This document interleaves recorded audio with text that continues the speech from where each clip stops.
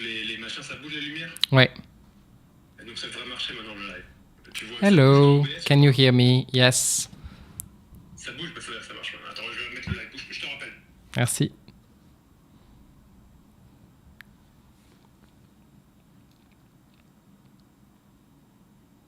Ah, here we are. Good evening, bonsoir. Great. Thank you, Fred, for always being on top of everything. Good evening. So tonight we are coming together, just you and me, to study scripture. We're going to have a look at the book of Samuel, the very beginning of the book of Samuel. Here we are, Samuel, first book. First book, très bien, vous m'entendez. First book, 1, 4 to 20.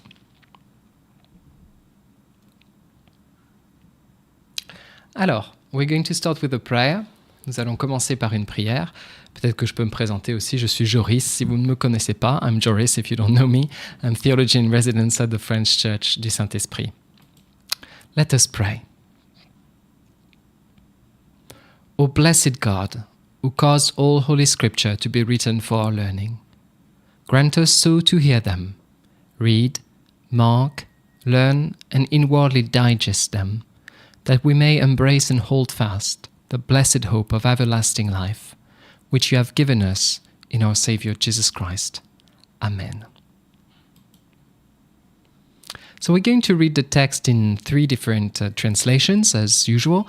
We start with the New Revised Standard Version updated, the French Nouvelle Français Courant, and the Message, which is a paraphrase translation. So as we read it, just try to pay attention if something pops up for you, and we'll see.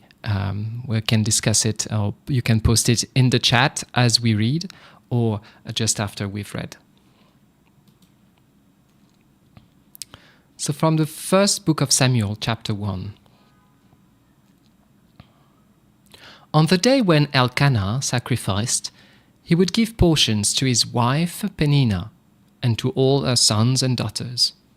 But to Hannah he gave a double portion, because he loved her, though the Lord had closed her womb. A rival used to provoke her severely, to irritate her, because the Lord had closed her womb. So it went on year by year. As often as she went up to the house of the Lord, she used to provoke her. Therefore Hannah wept and would not eat. Her husband Elkanah said to her, "Hannah, why do you weep? Why do you not eat? Why is your heart sad? Am I not more to you than 10 sons?" After they had eaten and drunk at Shiloh, Hannah rose and presented herself before the Lord. Now Eli the priest was sitting on the seat beside the doorpost of the temple of the Lord. She was deeply distressed and prayed to the Lord and wept bitterly. She made this vow, "O Lord of hosts, if only you will look on the misery of your servant, and remember me, and not forget your servant, but will give to your servant a male child, then I will set him before you as a Nazirite until the day of his death. He shall drink neither wine nor intoxicants, and no razor shall touch his head." As she continued praying before the Lord, Eli observed her mouth. Hannah was praying silently. Only her lips moved, but her voice was not heard. Therefore Eli thought she was drunk. So Eli said to her, "How long will you make a drunken spectacle of yourself? Put away your wine." But Hannah answered, "No, my lord, I am a woman deeply troubled. I have drunk neither wine nor strong drink, but I have been pouring out my soul before the Lord. Do not regard your servant as a worthless woman, for I have been speaking out of my great anxiety and vexation all this time." Then Eli answered, "Go in peace. The God of Israel grant the petition you have made to him." And she said, let your servant find favor in your sight." Then the woman went to her quarters, ate and drank with her husband, and her countenance was sad no longer.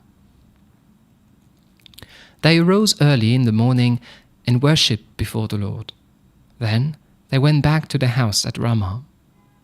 Elkanah knew his wife Anna, and the Lord remembered her. In due time, Anna conceived and bore a son. She named him Samuel, for she said, "I have asked him of the Lord."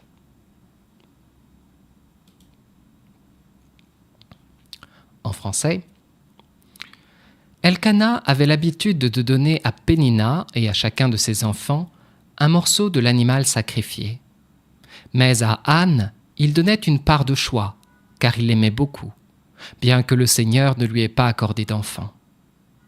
Quant à Pénina, l'autre femme, elle cherchait sans cesse à vexer Anne, pour l'humilier de n'avoir pas d'enfant.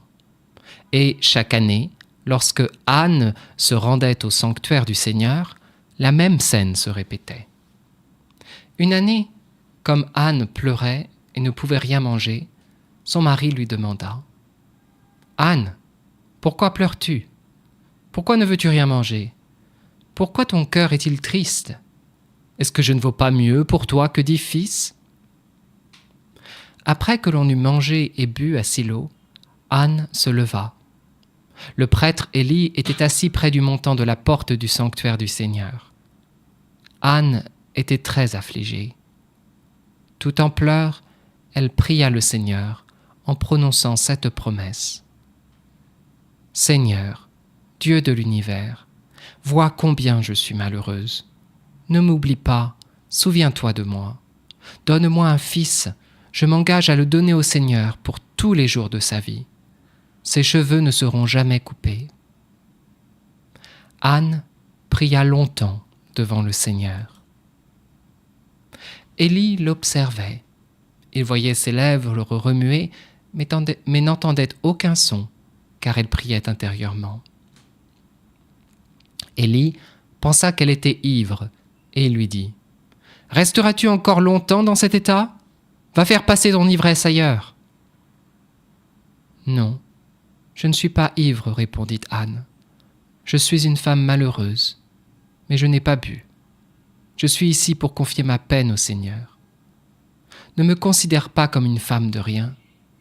Si j'ai prié aussi longtemps, c'est parce que mon cœur débordait de chagrin et d'humiliation. » Alors Élie déclara : « Va en paix, et que le Dieu d'Israël t'accorde ce que tu lui as demandé. » « Et toi, répondit-elle, garde-moi ta bienveillance. » Anne s'en alla et accepta de manger. La tristesse avait disparu de son visage. Tôt le lendemain matin, Elkanah et sa famille allèrent se prosterner devant le Seigneur. Puis ils retournèrent chez eux, à Ramah. Elkanah s'unit à sa femme Anne, et le Seigneur exauça la prière de celle-ci. Anne devint enceinte, puis elle mit au monde un fils. Alors elle déclara : « Puisque je l'ai demandé au Seigneur, je lui donne le nom de Samuel. » Now from the message. When Elkanah sacrificed, he passed helpings from the sacrificial meal around to his wife Penina and to all her children. But he always gave an especially generous helping to Anna because he loved her so much and because God had not given her children. But a rival wife taunted her cruelly, rubbing it in and never letting her forget that God had not given her children. This went on year after year. Every time she went to the sanctuary of God, she could expect to be taunted. Anna was reduced to tears and had no appetite. Her husband, Elkanah, said, "Oh, Anna, why are you crying? Why aren't you eating? And why are you so upset? Am I not of more worth to you than 10 sons?" So Anna ate. Then she pulled herself together, slipped away quietly, and entered the sanctuary. The priest Eli was on duty at the entrance of God's temple in the customary seat.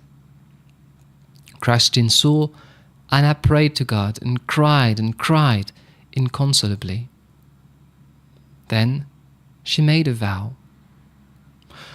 O God of the angel armies, if you'll take a good hard look at my pain, if you'll quit neglecting me and go into action for me, by giving me a son, I give him completely, unreservedly to you. I'll set him apart for a life of holy discipline. It so happened that as she continued in prayer before God, Eli was watching her closely. Hannah was praying in her heart, silently. Her lips moved, but no sound was heard. Eli jumped to the conclusion that she was drunk. He approached her and said, "You're drunk! How long do you plan to keep this up? Sober up, woman." Hannah said, "Oh no, sir, please, I am a woman broken-hearted. I haven't been drinking, not a drop of wine or beer. The only thing I've been pouring out is my heart, pouring it out to God. Don't for a minute think I'm a bad woman. It's because I'm so desperately unhappy and in such pain that I've stayed here so long." Eli answered her, "Go in peace, and may the God of Israel give you what you have asked of him." "Think well of me, and pray for me," she said, and went her way. Then she ate heartily, her face radiant. Up before dawn, she worshipped God and returned home to Ramah. Elkanah slept with Hannah, his wife, and God began making the necessary arrangement in response to what she had asked. Before the year was out, Hannah had conceived and given birth to a son. She named him Samuel, explaining, "I asked God for him." Voilà, that was our readings in 3 different languages. Is there something that stood out for you?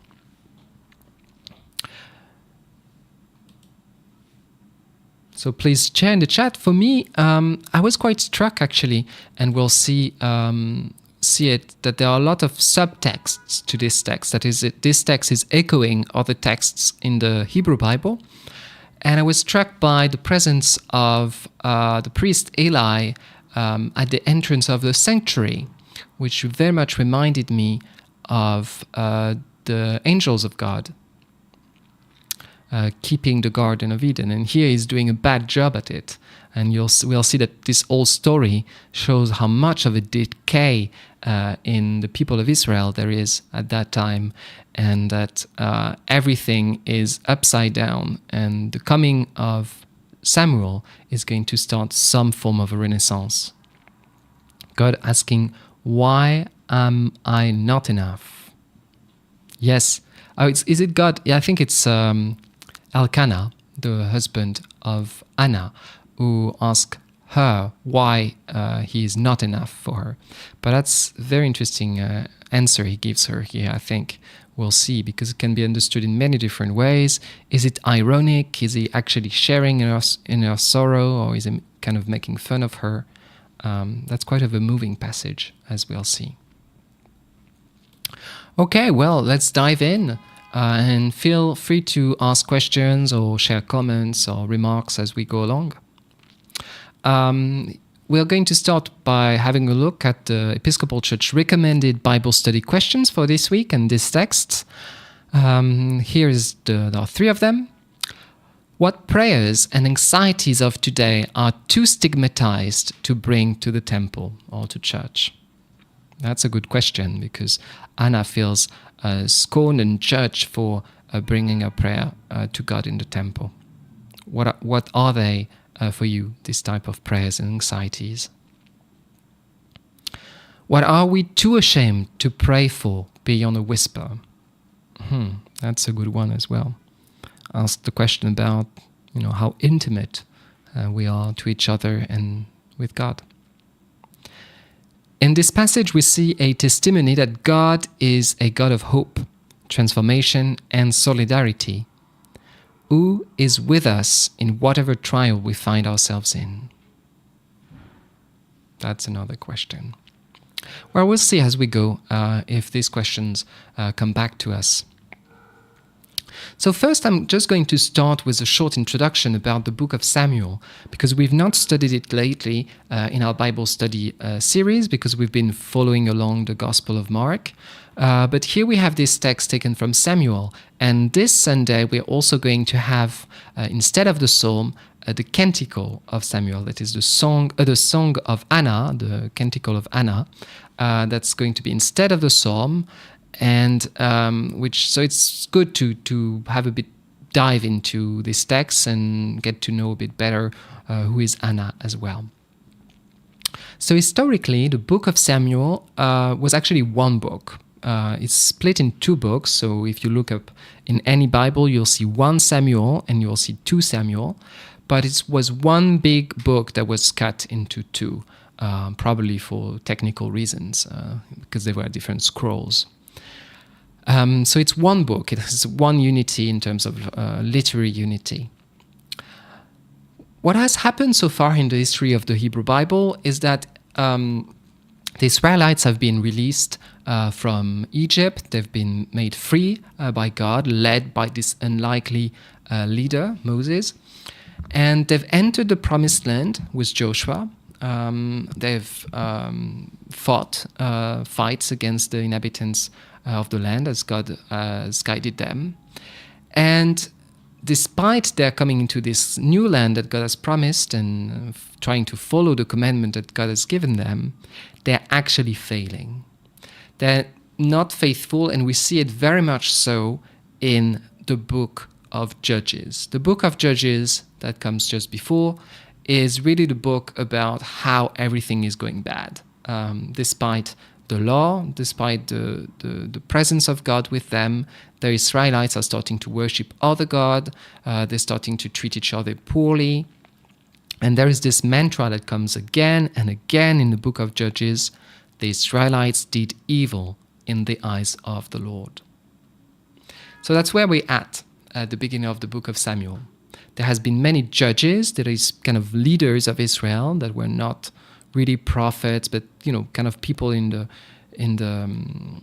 of the same wood, of the same style as Joshua, but most of them fail and they're actually not faithful. Like Samson, for instance, he was supposed to be a Nazirite, but he's very violent. He does a lot of things that are goes against the law. So here we are now with a new step into Israel's story and another attempt of God to reach out to his own people. So the book of Samuel will lead us from this kind of ununified, divided tribes of Israel, and there was almost a civil war at one point, remember, when the tribe of Benjamin was almost killed by the other tribes. And here we are with this kind of divided group of people. And the book of Samuel will lead us through the leadership of Samuel and the kings eventually into the unified kingdom of David. So that's kind of an important book in terms of God's faithfulness, of God's activity to restore order in social, religious environments and contexts that have been disrupted. So it's very much a book about faithfulness, the faithfulness of God to his people and to us. Here you see a picture from a Hebrew Bible, from the book of Samuel. It's a medieval Bible. But first, so who is Samuel? Because the text we read is about his birth, and it's the text that's the very beginning of the book that bears his name. So Samuel, in a sense, is the last of Israel's judges. The book of Judges tells us of all the different judges of Israel. And here you are with this man who is somehow of a political leader, somehow a prophet, and kind of at the crossroad of so many of this like political and religious leadership. As we see from the text of that we just read, is dedicated to birth by his mother, Anna, to be a lifelong Nazirite. Now, who are the Nazarites? The Nazarites, just like Samson actually, and others, were people who were kind of a bit like monks, if you want, or people who had who made a vow to follow closely the law of God. Usually, there would be a Nazarite only for a certain period of time, but here she, the mother of Samuel, makes a vow for him. He doesn't make a vow himself. She makes a vow for him, and she makes a vow for his whole life, which is kind of uncommon. So he has this kind of unique, special status of being offered up to God. He is also very instrumental, as we'll see, in establishing the monarchy of Israel. An idea that he was actually first opposed, but because God eventually told him, yes, you can go along with what they're asking, he accepts, and he will be anointing Saul, and he will be also anointing David lately.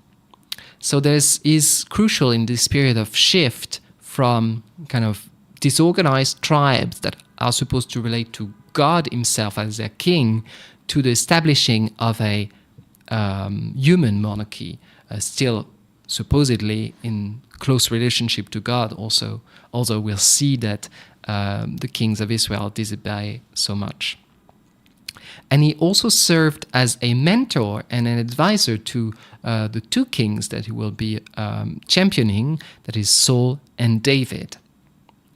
And he will also be revered today, as you see on this picture. That's the tomb of Samuel. He's been revered today by all three monotheism, that is, both the Jews, the Christians, and the Muslim think of him as an important character in the history of God and his people. He's seen as a prophet by the Jews, as a prophet by the Christians, and as a prophet also in Islam. It's the tomb of Samuel here. According to tradition, it is in Palestine, in the village of Nebi Samuel. And here it's the shrine. It's on the West Bank. So let's look a bit more closely at the circumstances around Samuel's birth, because he's such an important character at this crucial moment of Israel history. So this beginning of this book, we have a big political setting here, because the people of Israel is in almost disbanded state of civil war. And here you have the new book of Samuel that starts with kind of this family story, right?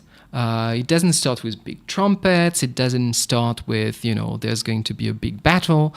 Here it starts with a woman. A woman is a husband, her co-wife. And it has this beginning in a very small domestic setting. And that's from this very small domestic setting that there will be a new beginning for the people of Israel. That reminds us a little bit of the story of Jesus as well, right? With the Holy Family and this new life that's going to stem, that's going to be born from a woman. There are a lot of intertextual references in this story of the birth of Samuel. There are echoes to the story of the birth of Samson, if you remember it in the book of Judges. But there are also very deep echoes to the creation narrative and to the flood narratives. And we're going to have a look at some aspects of it. But if we were to look at the Hebrew and dive deep into it, we'll see that it's overwhelming and very, very interesting. And what these narratives and these echoes, these hyperlinks, if you want, to other biblical texts do, is that they show us that what looks to us to be kind of a sad domestic story of a woman who cannot bear a child is also corresponds, if you want, to the pattern of chaos that the people of Israel is in at that moment. So there is a move in this text from chaos to a new order, from despair to hope. And that's what we're going to look at. Here you see a drawing of Marc Chagall, with Elkanah and Anne. You can see Anne grieving here.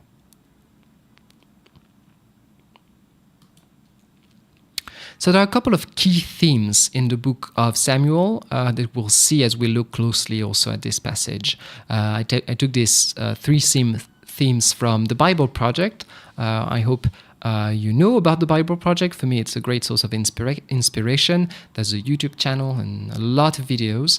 And they're really trying to do a literary approach to the Bible and see from the Bible understood on biblical terms what we can learn about God and see and read the Bible as a unified story that leads to Jesus. So the core themes of the book of Samuel is first God's opposition to the proud and exaltation of the humble. We see that later in the political stories of that surround Samuel, but here we see it at the very beginning in this family setting, right? With Peninnah, who is scorning a co-wife with the evil priest, if you want, in Eli. All these people that you see are kind of proud and mistreating others, and we'll see that they will be kind of corrected by the story itself. We see also in the book of Samuel God's acts of forgiveness and justice towards human evil. And the first of it is the birth of this child, really. Unlikely child, which is a great promise of hope for the people of Israel, as he will guide his people into greater faithfulness and greater reconciliation and peace. Now the third one is Israel's promise of hope for a future Messiah. That's what we'll see later on in the book of Samuel. So Samuel's family is actually kind of dysfunctional. Before he's born, we really see it. And there is definitely a form of microcosm. The family of Elkanah is kind of dysfunctional, just like the whole people of Israel is dysfunctional at that time. I put a picture of Malcolm. The series shows with this American family, and it's quite dysfunctional as well in many ways. But what's interesting is that when we have a look at it, we see that we often think, the Bible is depicting perfect families, perfect realities. But no, oftentimes, and I say most of the time, what is depicted in the Bible in terms of social structures, in terms of political structures, in terms of religious structures, is actually dysfunctional. And God is present despite this malfunctioning, despite this evil, and working through it to bring hope, to bring healing, to bring reconciliation. And that's what we're seeing in Samuel's family. So in a sense, that's a great source of hope for us as well, as we know that so many of our political systems, our families, and our even church organizations are often fraught with evil and dysfunction. So let's have a closer look at what is dysfunctional in Samuel's family. Well, what's quite interesting is that Elkanah's name means El, that is God, the Creator, or God the Passionate. So he has kind of the first movement of something that's going to happen, right? It's interesting because at the very beginning of the text, we don't have it, like the first few verses at the beginning of the text of Samuel that were cut off for reading. There is a genealogy of Elkanah, as it is kind of usual in the Bible. And the genealogies in the Bible are often meaningful, not so much because you can trace them back to actually someone, sometimes it is, but because the names themselves are often meaningful or puns or kind of hyperlinks to other texts. Here, the great-grandfather's name of Samuel is Tovu, or Tobu. And that's a echo to the Tohu Vavohu of Genesis 1:2. Now the earth was formless, that's the Tohu, and empty. Darkness was over the surface of the deep, and the Spirit of God was hovering over the waters. So you have this life that's coming, order that's coming through generations and ordering the chaos. Here you also have the mother of Anna, whose name is Grace or Favor, the one who is actually who is asking a favor of God, who is miserable, literally, as the paradoxical name of being called favored. And her co-wife Penina is herself called Coral, so she has everything. She's kind of this. She has wealth. That was a kind of pearl or a precious thing, and she has everything she needs. She has children, whereas the Anna, who is childless, is relying on God's favor. So that's kind of the setting of the dysfunctional family of Samuel.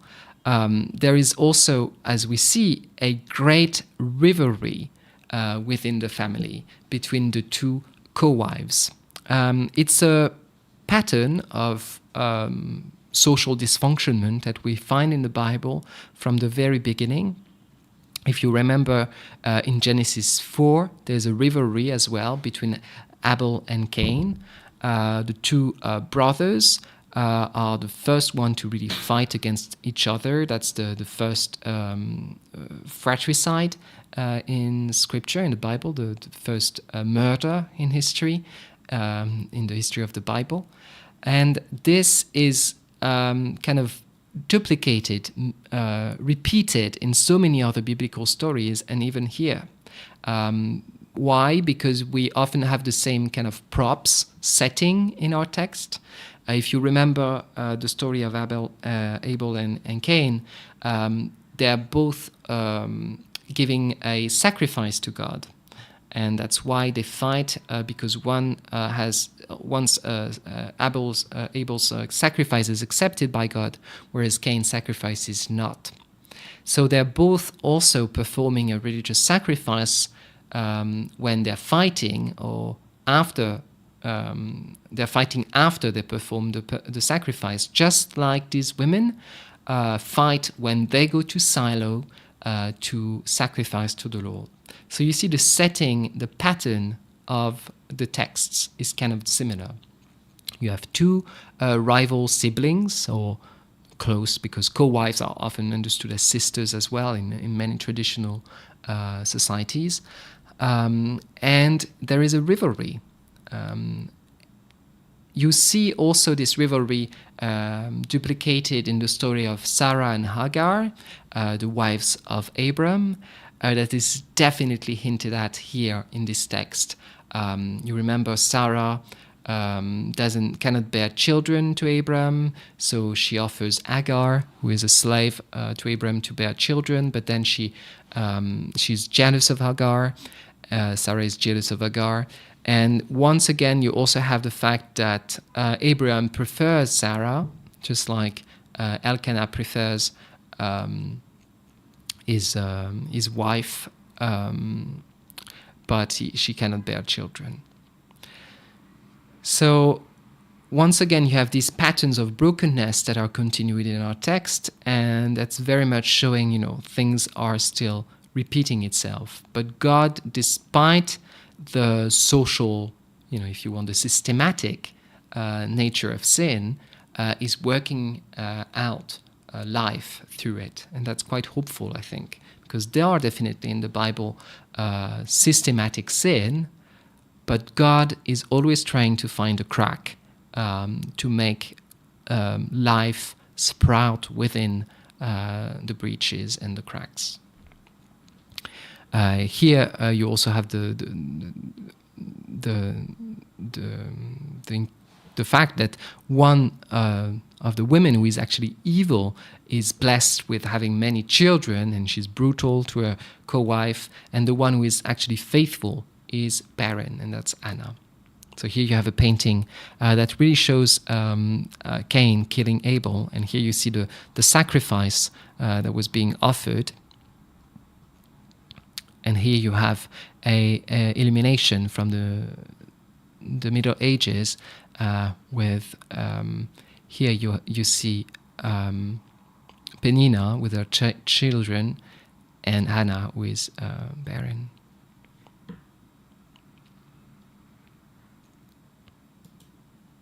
So it's always very useful to relate the stories together, because each biblical text is often a commentary on an earlier text, and earlier texts help us understand also what's at stake in our text. What's also very helpful when you read the Bible and when you read a text like this one is to look up the places. What are they? What do they mean in the biblical imagination? Where have they showed up before? Where will they show up later? Because the people who wrote the Bible and composed the whole corpus of the Bible as a whole understood these places. They had an overview of the meaning of places. So here, a lot of the action is happening at Shiloh or Silo. And Silo is quite of an interesting place because it's a sanctuary of Israel, which was a place of worship, especially during the pre-monarchic period. So it's a sanctuary that existed before Jerusalem was established by King David as the central shrine of Israel, right? But we know from archaeological and biblical sources that there were many different sanctuaries, and even in Jesus' time, if you remember, there were different sanctuaries, like in Samaria, for instance, when Jesus meets with the Samaritan woman, she says, "We worship here, but you as a Jew, you worship the same God as we do in a different place." So there were competing sanctuaries, if you want, and so much about the unity of God and the organization of the people of Israel as one nation under one God had to do also with the centralization of worship in Jerusalem. So here you are, the scene is set in kind of a pre-Jerusalem time. It's a bit like a long time ago, once upon a time, when the order of things was not as organized as they were when people who were writing these texts were. But here you are with this sanctuary, which is portrayed as a corrupted sanctuary, as a place that's not up to being really a shrine of God. Why? Well, that's quite interesting, because we know from biblical sources, from Joshua, that it was a temporary sanctuary for God in the Promised Land.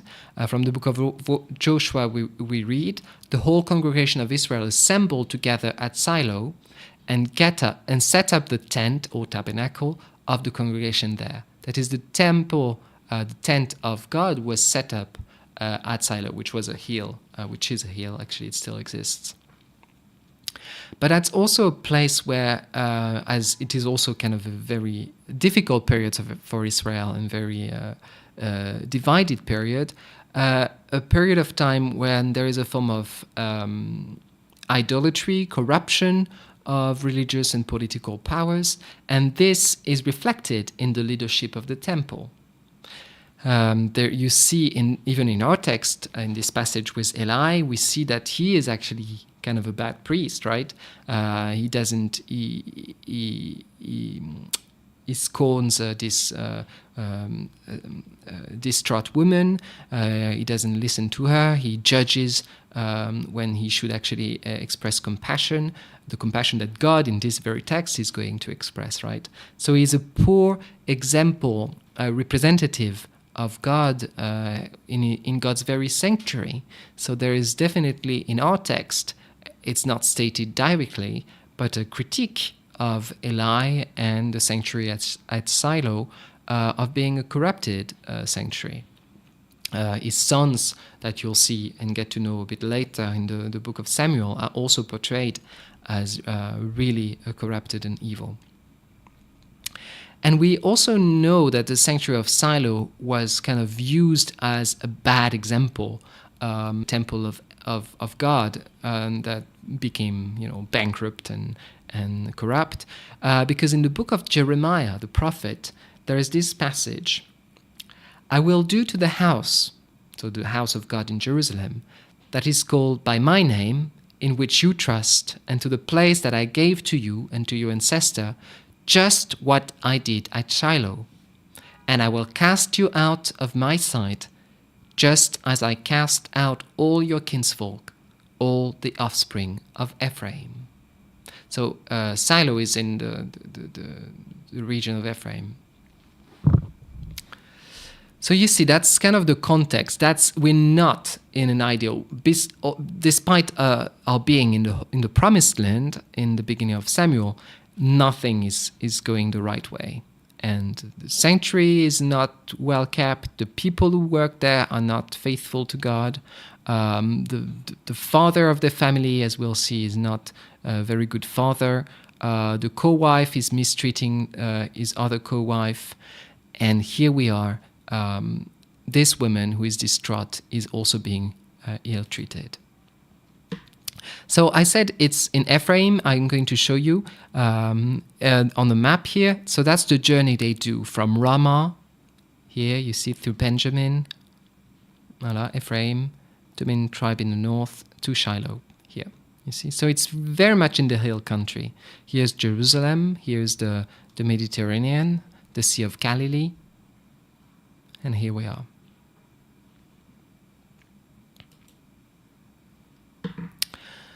So they're doing this story starts with this pilgrimage that this family does every year, and we know that also the Holy Family does pilgrimages. So it's quite interesting to compare these texts, right? We know that the family has to move from Nazareth, and the Holy Family also goes back to Jerusalem when they lose Jesus in the temple. So here you have a woman who is on a pilgrimage with her husband and her co-wife to perform sacrifices of worship and worship to the God of Israel. And despite her being on this way to pilgrimage, she's bullied by Peninnah, who is the co-wife who bullies her for not bearing children. And the way she really bullies her is very intense, I would say.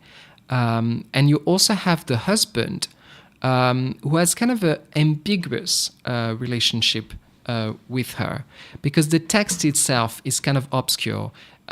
If you remember in the text, it is, well, first he comes to her, he sees that she's distraught, she's weeping, and he comes to her and says, like, why are you weeping? And in the same cue, he says, why are you weeping? And then he says, am I not better than 10 sons? So he kind of knows, but kind of puts her, kind of tries to chide her about her feelings and how she's feeling about not bearing children. So it doesn't sound very nice, despite the fact that it's said in another place in the same text, in the same passage, that he liked her very much. But I think he's probably a bit disappointed with her, or you can look at it from different ways.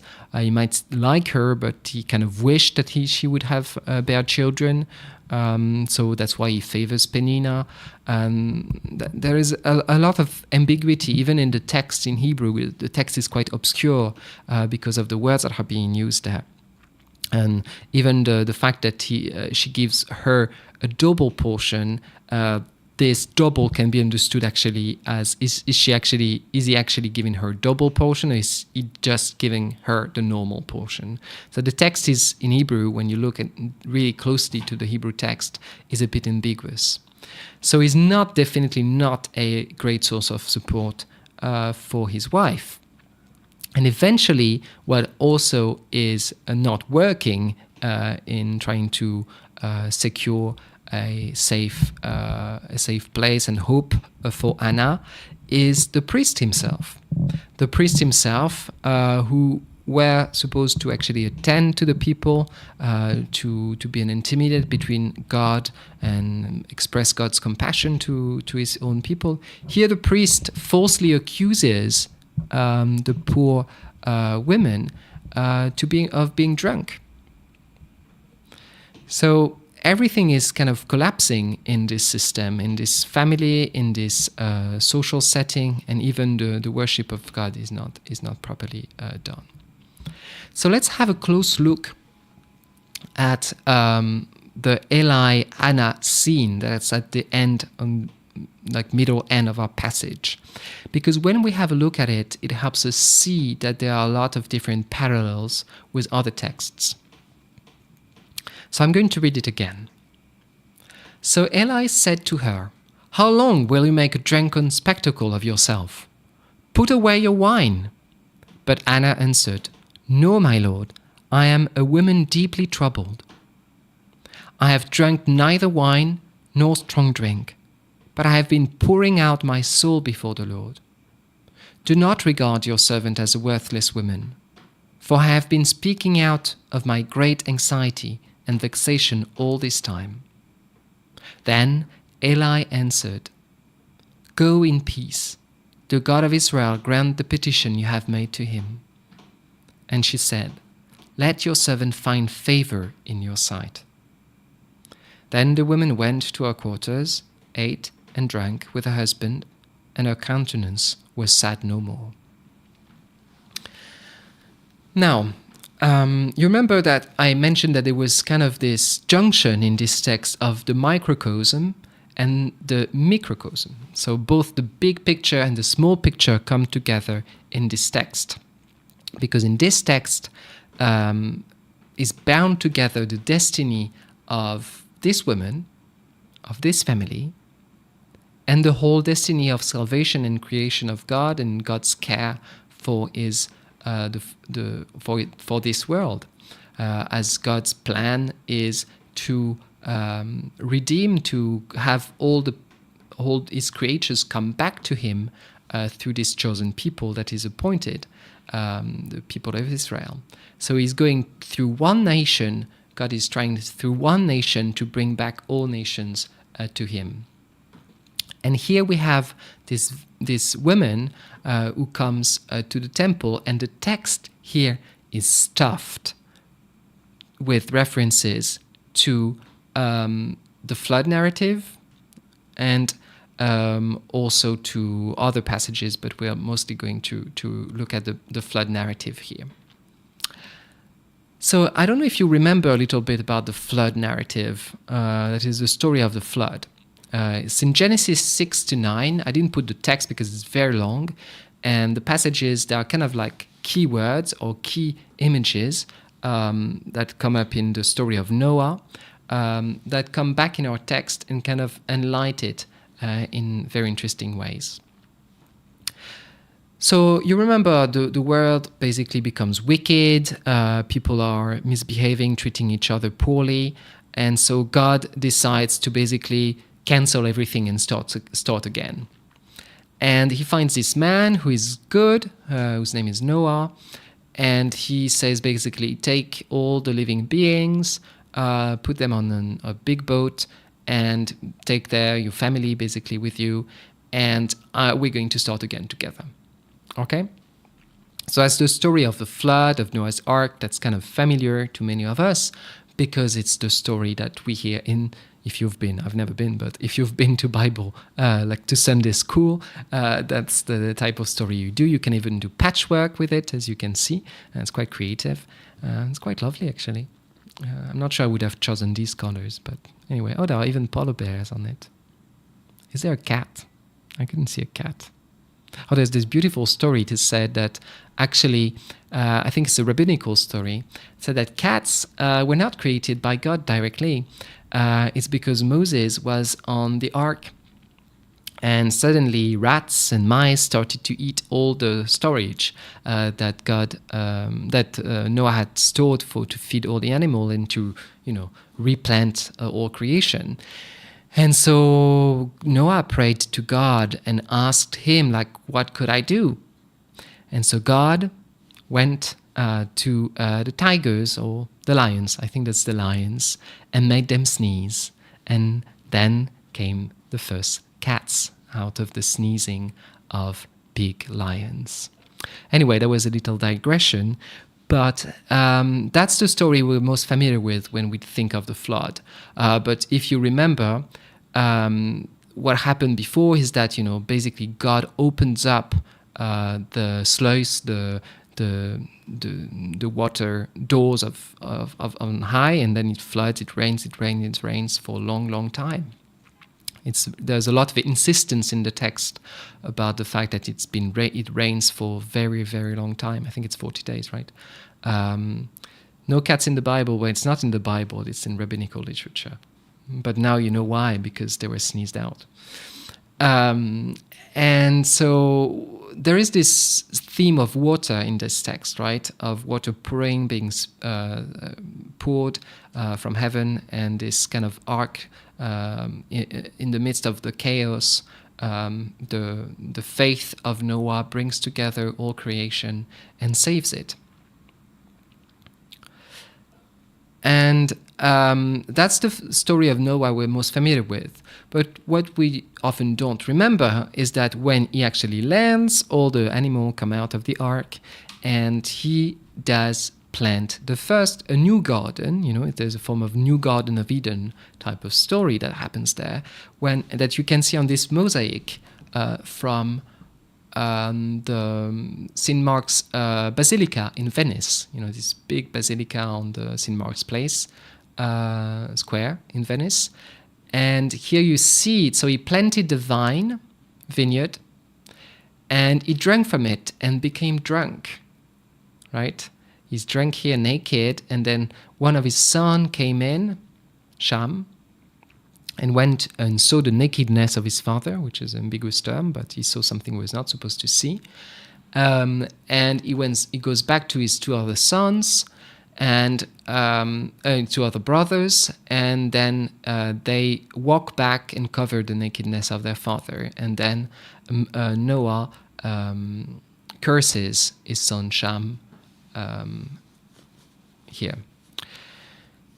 Why am I telling you this story? It's because the text of poor Hannah's distress in the temple is full of echoes to this text. So why is Eli thinking that she's drunk? Well, because it's kind of linked with the theme as well of the flood narrative. She has been saying above, and she's been crying a lot, so she's been literally like making a flood of tears.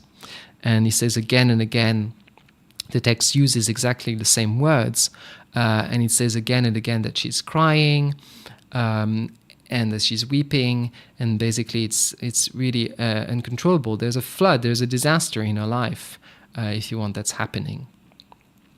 And here Eli is kind of playing with these two texts. Eli is saying that she's drunk, and her answer is, "No, my Lord, I am a woman deeply troubled." Literally, it's a woman oppressed in spirit. And that's fascinating because the word for oppressed here, kosher, is exactly the same root as the word for rainbow. A bow, actually, because it says God hung a bow in the sky as a mark that he will never flood the earth again. He will never do it. So whenever you see a rainbow, that's a visible sign that God is stopping the rain, actually. And that's why God puts the rainbow in the sky. I don't know if it's here. Yeah, it's here. You can see the rainbow. So when Anna answers Eli, who is thinking, "Oh, you're drunk," so you think, who has been drunk before? Who is the first person to ever get drunk in the Bible? It's Noah. So you're like, okay, someone is drunk. Someone is drunk in kind of a temple place because it's a garden. The garden and temple is kind of the same place. And then, of course, the person answers saying, "I am a woman deeply bowed," like a bow in the sky. So it's full of echoes. So you think Noah, here you think Ark of the Covenant. You think, not Ark of the Covenant, you think the Ark of Noah and the rainbow in the sky. And what's the rainbow about? The rainbow is about God's faithfulness to his people, God's protection of his people. And when Eli is saying, "You're being unfaithful. You're being just a drunkard. You're being like a sign that that you're misusing God's gifts. She is saying no. She is reminding him through this pun around this world that God is faithful and God is never going to destroy his people again.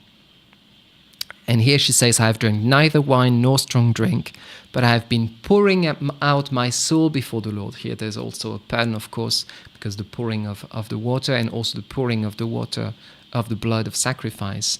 Do not regard your servant as a worthless woman, for I have been speaking out my great anxiety and vexation all this time. Then Eli answered, go in peace, which is interesting because that's really what God does when he hangs up his bow in the sky. He stops literally shooting arrows at his people. He makes peace with his people. So Eli here says, go in peace, the God of Israel grant the petition you have made to him.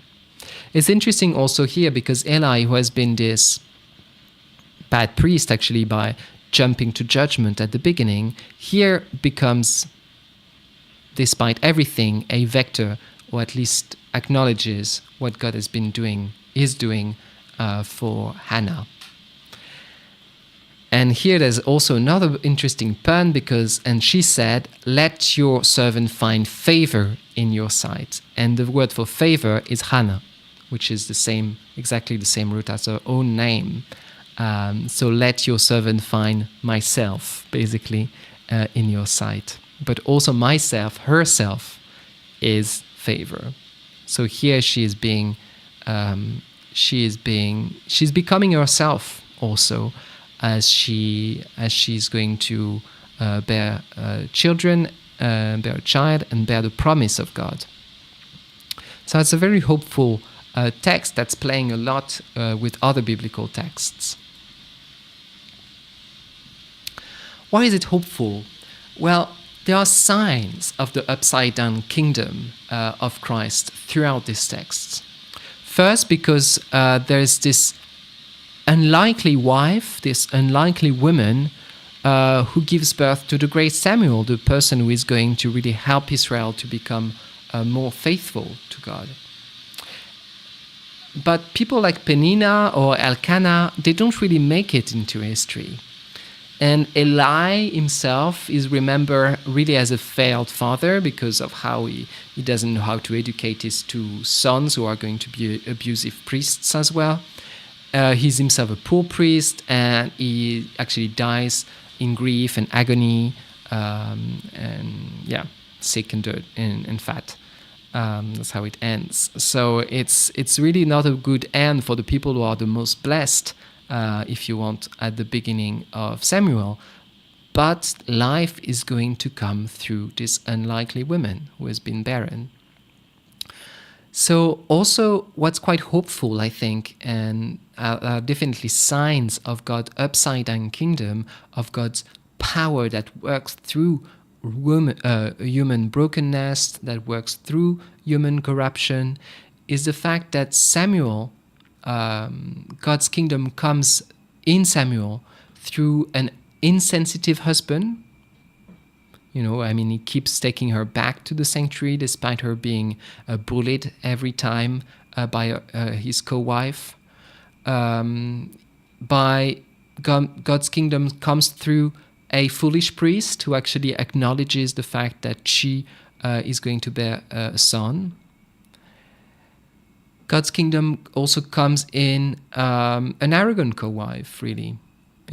She continues, and the barren woman who really dares to the man of God what would eventually give her a dignity and respect within the patriarchal society in which she is.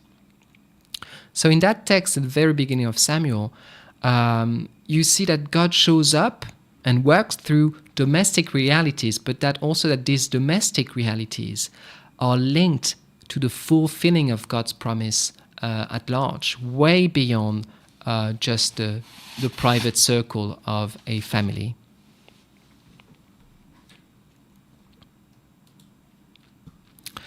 Here you have also a form of foreshadowing of of Jesus' coming. Because if you remember the story of Jesus' birth, it also happens in very similar way.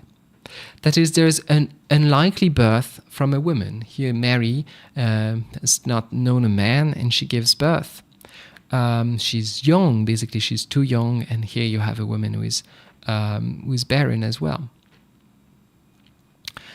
In both cases, you also have the outcast who is lifted up. Mary should be disgraced for having a child without being with a man, and Joseph protects her. Here you have Hannah, who is lifted up from her misery, from her really distress by the fact that she's given to bear a son. And what's very interesting is that both births are followed by a song of praise by the two women. That is, in the first book of Samuel, chapter 2, there is a canticle, a song of Hannah, that we're going to read on Sunday, as I said, instead of the psalm. And just after the visit of the angel Gabriel and the announcement that Mary is going to bear a child, Mary breaks into a song and what's called the Magnificat, and magnifies the Lord in the first chapter of the Gospel of Luke.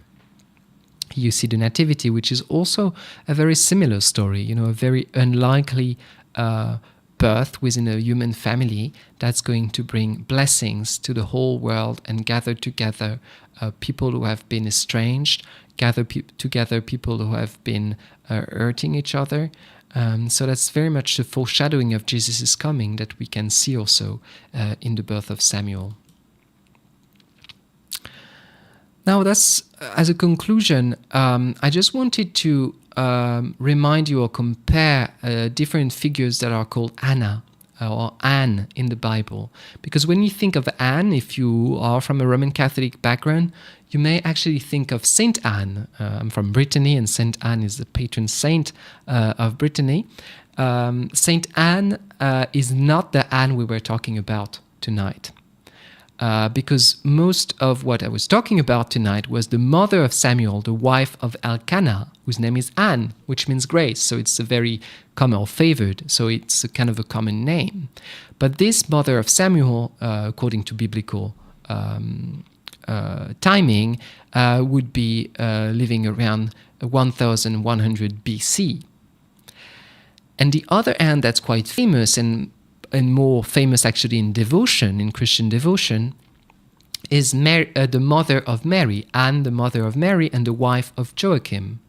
And so she was technically the grandmother of Jesus. And this story, Anne's story, can be found in the Gospel of James, sometimes called also the Proto-Evangelion of James, which is a gospel, an early gospel from 150 AD, around that 2nd century, which is not in the Bible, but that tells about the youth of the Virgin Mary, a birth, a family.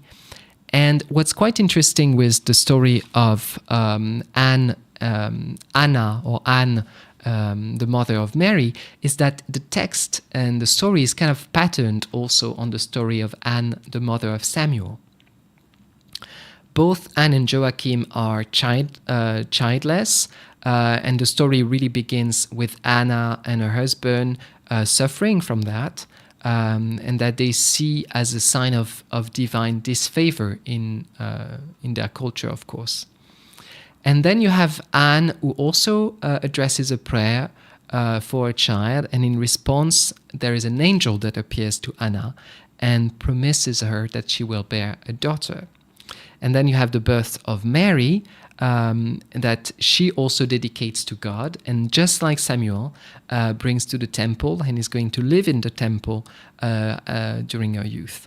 So you see there are a lot of parallels also between the story of Anne, mother of Samuel, and Anne, the mother of Mary and grandmother of Jesus, who has been a saint that gathered a lot of devotion around her as well. She's sometimes also thought as the patron saint of grandmothers and grandparents in many ways. And Mary is going to be raised in the temple just like Samuel. Here you see that's actually one of the earliest, if not the earliest, depiction of Saint Anne, the mother of Mary, here, with Mary in her arms. On the side of Mary herself, with baby Jesus. And here you have Elizabeth with John the Baptist. That's quite of a beautiful fresco. It is in Santa Maria Antiqua in Rome. It's a 6th century fresco, and it's built very well preserved because the church was basically buried for most of history and was rediscovered in the 20th century. So a lot of these frescoes have not been destroyed even during iconoclastic periods. And so they've been very well preserved. The colors are very, very bright. Voilà. Well, I think that's all I really had about our text tonight. I think it's a very interesting text in relation also to the text we had last week. So if you want to reread the text, of course, of last week, or just watch our Bible study of last week, if you haven't had the chance to do it or join us live, do so, because that's a text of the widow in the temple, which is also a text about a corrupted religious institution. And I think it's always a good thing to be reminded that no religious institution is not corrupted, just like no human institution is not corrupted, but that God still works through corrupted institution to bring forth his blessings, and often in very unlikely ways, through the most vulnerable within these institutions, just like Anna and her son Samuel. So if you have any questions, please feel free to ask them in the chat now. And if you want to join us, join me, because tonight it's going to be me, but the other people also. If the child was always part of God's plan, was Anna's prayer needed? Well, that's a very good question. I think that's Fred's question in the chat. Well, it's interesting because God never does something against someone's will, really. He often, as we see in the gospel, Jesus, even when he heals people, he always asks, "What can I do for you?" And then he heals them. People come and say what they want. So I think there's probably something about the faithfulness and the fact that she answers the prayer. No child would bring forth God's blessing if he were not dedicated to him as well. Because through this prayer, Anna also dedicates Samuel entirely to him, you know. If she was just like a co-wife had received all these blessings, would she actually want or attribute them to God? That's another question, right? When you're showered with blessing, where you have so many privileges, you sometimes it's more easy not to give thanks to God for them. But we can continue this discussion together on our Zoom discussion if you're watching us live. If not, I'm going to wish you all a good evening and à très bientôt. See you next week. God bless you.